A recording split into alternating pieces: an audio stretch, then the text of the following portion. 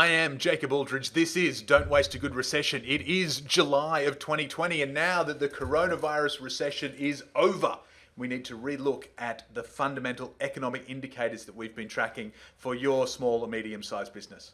Now, wait, what? What did he say? The recession is over? Well, okay, let's talk technically, because technically the recession is in fact over. Technically, and I'll use that word a couple of times because there's no clear, concise, consistent definition of a recession versus depression, some of these economic terms. The one that's most commonly used is a technical recession, which is 2 consecutive quarters of negative GDP growth. Not GDP contraction, negative growth, because this is economists we're talking about, not humans. A depression, by that definition, is 4 consecutive quarters of negative GDP growth. Really, as we saw in Australia during the global financial crisis, you can avoid a technical recession, still have an economic downturn, still see unemployment spike, still have a lot of pain in your business. Technical recession, so in the UK, the USA, Australia, a lot of developed countries, the March quarter of 2020, negative growth. The June quarter, which has not been released at the time I'm filming this, but given the size, the magnitude of the forecasts, in some cases negative 8% growth has been forecast. Even if it's half that, that's still going to be one of the worst quarters in history for GDP growth. So we're going to assume that June is in fact negative. March was negative, June was negative. 2 consecutive negative quarters of GDP growth. That means we have had a recession. Australia in recession today? Well, the answer to that is yes. The third quarter, which is the September quarter, started July, started this week at the time of filming, almost guaranteed, because June quarter was so bad, it's almost guaranteed that the September quarter will be some kind of growth. Not back to where we were in March, not back to where we were in 2019, but it will be growth, which means technically negative growth. Fourth quarter for the year may well be negative again. We could potentially fall into a long period before the growth actually takes us back to new highs, new record numbers. My projections are still the second half of 2021, we're having an L-shaped recession. So outside of technically, in reality, the recession is going to continue. Unemployment numbers are going to continue to rise. Consumer confidence is going to come down when some of these employment stimulus packages unwind or stop altogether, as is currently forecast. There's going to be a world of hurt, and that has all still to wash through many economies, including most of my viewers, the UK, the USA, and Australia. So for your small and medium business, almost certainly the worst is yet to come. However, technically, the recession is over. You could pat yourself on the back. It's a great piece of evidence around why using economic indicators to run your business is not necessarily the best idea in the world. Now, having said that, since March, 16 consecutive weeks, I've been putting out the lingering effects indicators. We're going to be here. They're going to be every week. Active COVID-19 is going to carry on in terms of unemployment numbers, market movements around the world.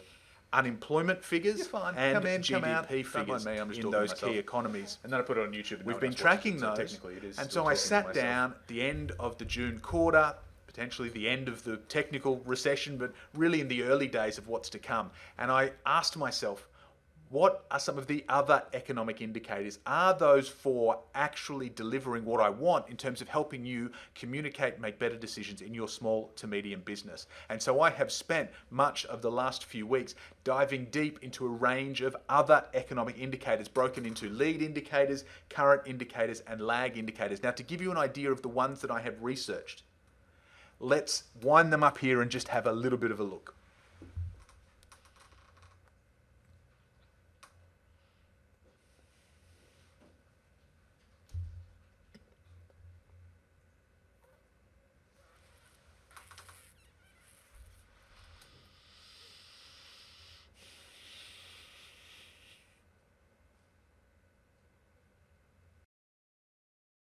Look, I love economics as much as the next person, but there's a lot of data, as you can see from that list. There's a lot of potential information that goes in.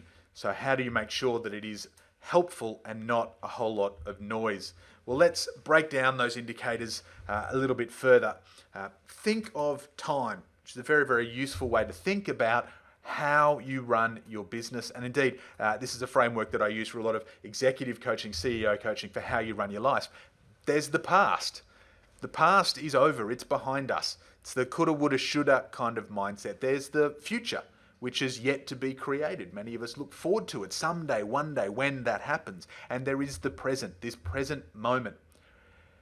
The only moment we ever exist in is the present moment. That's why I call it the point of power. We make choices in the present moment. We make business decisions in the present moment. We communicate with our team in the present moment. That is where all of the power lives.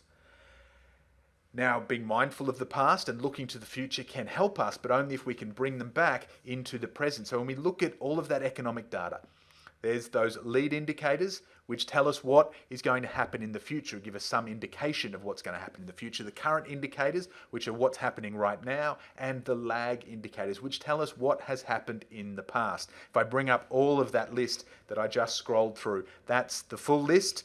If you really want to pause, you can get Googling, start researching all of those numbers yourself. And that's where they sit in terms of lead indicators, current indicators, and lag indicators. What really matters, what I really want to reinforce with you, is the point of power. None of that economic data matters if it doesn't influence you here.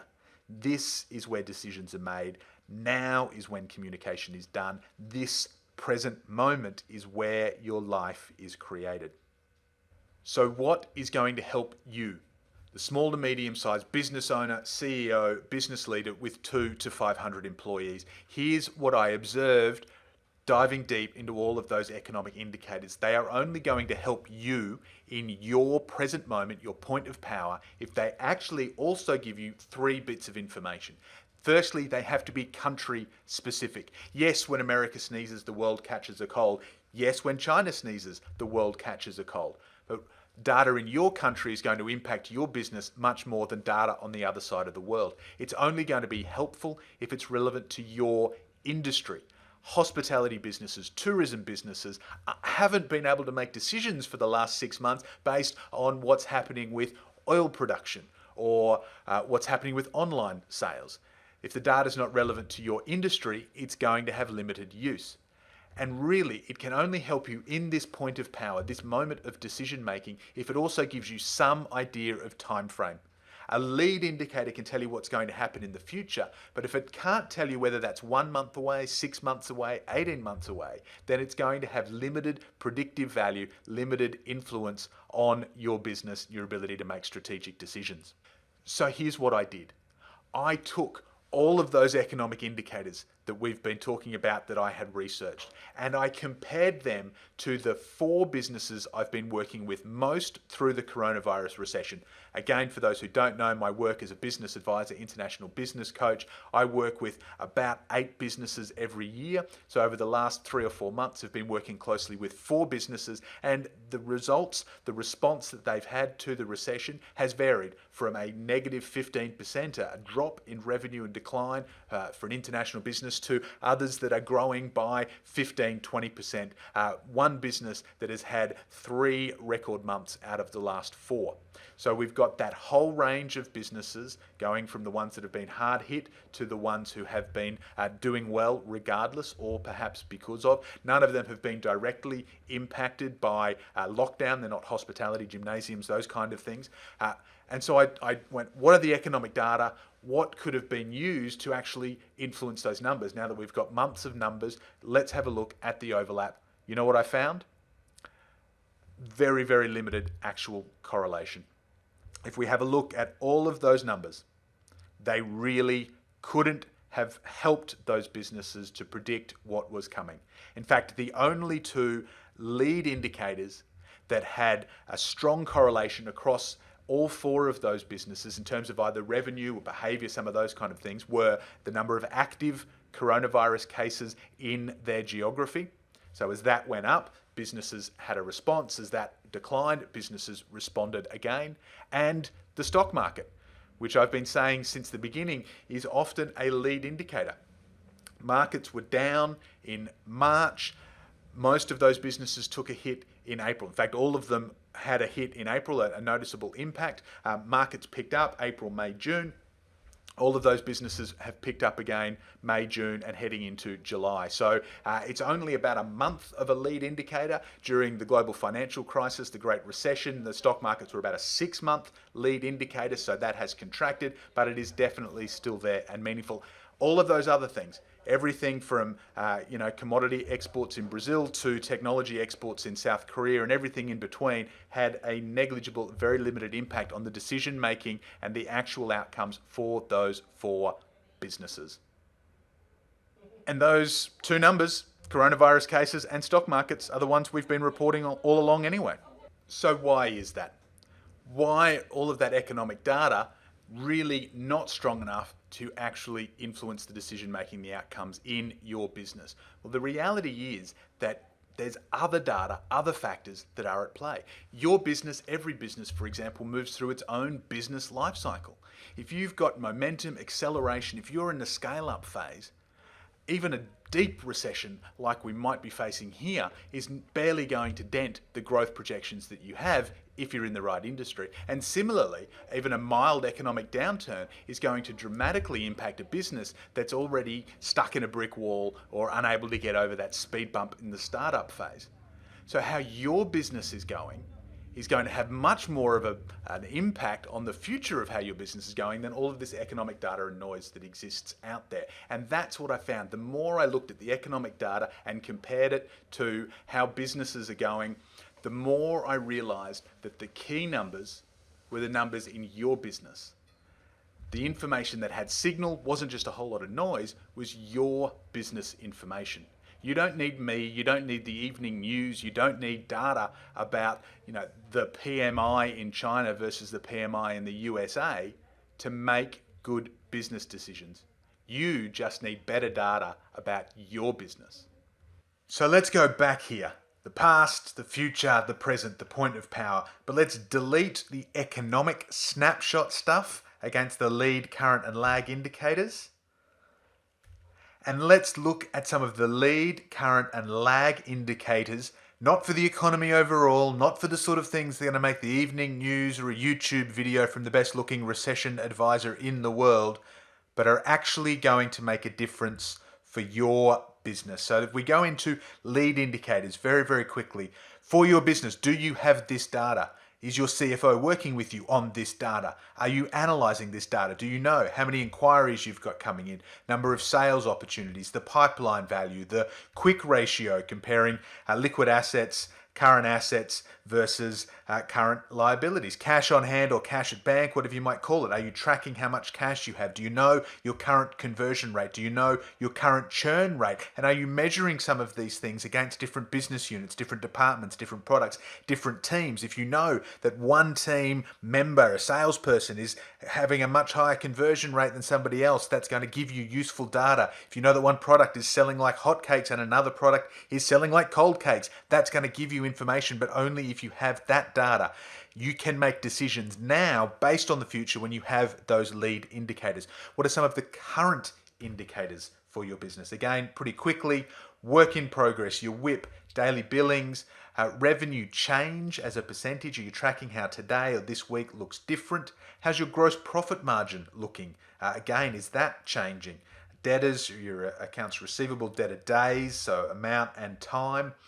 Inventory dollars, what are you stocking there? And then in the lag indicators, we get into some of your usual monthly management financials. Now, these are the kind of things that any accountant, any business advisor ought to be bringing to you. If you have a CFO, external, internal, part-time, they're hopefully not just bringing these to you, but also doing some of that value-add analysis with it.